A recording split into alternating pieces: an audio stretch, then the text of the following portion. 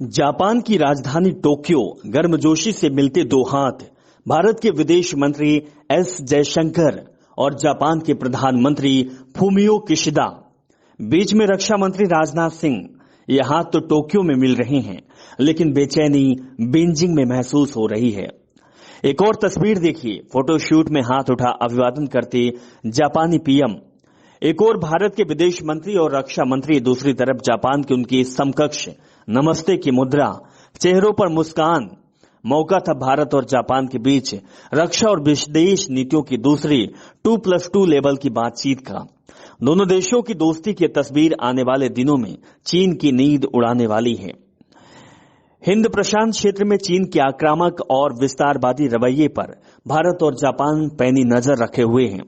यही वजह है कि दोनों देश जल्द ही पहली बार हवा में दहाड़ेंगे। रक्षा मंत्री राजनाथ सिंह ने गुरुवार को अपने जापानी समकक्ष यासुकाजु हमादा से अलग से मिले। दोनों देशों ने रक्षा साझेदारी और बढ़ाने पर जोर दिया, जो मुक्त, खुला और नियम आधारित हिंद प्रशांत क्षेत्र सुनिश्चित करने में अहम भूमिका निभाएगा।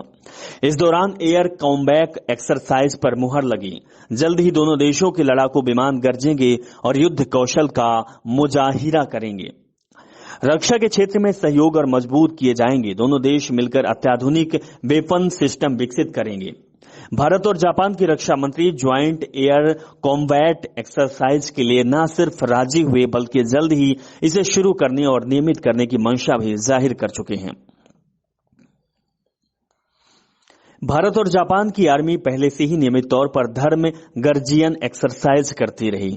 दोनों देशों की नौसेनाओं के बीच थी और युद्धाभ्यास होता रहा। इसके अलावा जापानी नेवी ने इस साल मार्च में विशाखापट्टनम में हुए बहु अंतर्राष्ट्रीय मिलन नौसैनिक अभ्यास में हिस्सा लिया। जापान पहले से ही भारत अमेरिका के बीच मालाबार नौसैनिक युद्धाभ्यास का हिस्सा है। 2015 में वह इसमें शामिल हुआ। अब तो ऑस्ट्रेलिया भी मालाबार एक्सरसाइज का हिस्सा है। इन सब के बीच अब दोनों देशों के एयरफोर्स के बीच पहली बार एयर कॉम्बैट एक्सरसाइज लगातार मजबूत होते रक्षा संबंधों की बानगी है। हिंद प्रशांत क्षेत्र में चीन की आक्रामक हरकतों पर क्वाड में शामिल चौकड़ी भी पैनी नजर रखी हुई है। संदेश साफ है, चीन अगर किसी भी तरह की हिमाकत करता है तो करारा जवाब मिलेगा। 2+2 बातचीत के बाद जापान भारत की तरफ से आया संयुक्त बयान सीधे सीधे चीन को चेतावनी है।